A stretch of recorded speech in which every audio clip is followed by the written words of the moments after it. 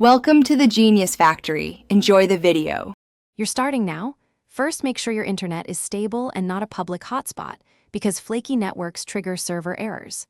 Restart your phone and update Android and Samsung apps so compatibility issues don't block account creation.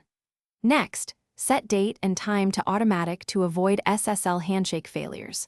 Once done, toggle airplane mode on then off to refresh connections, and clear the Samsung account app cache so stale tokens don't keep causing that server error.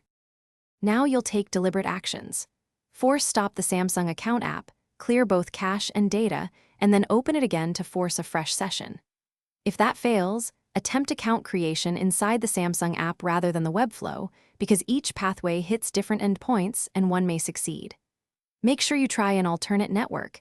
Use your phone as a hotspot or a different Wi-Fi to rule out ISP routing problems, and disable any VPN while testing to prevent blocked endpoints.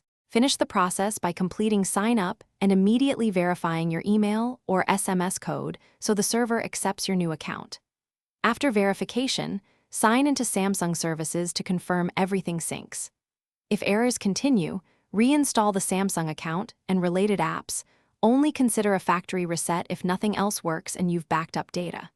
If you still see a server error, collect the exact error code and timestamp. Then contact Samsung members support or chat and provide that info for targeted diagnostics. Thanks for watching. If you found this helpful, don't forget to like and subscribe.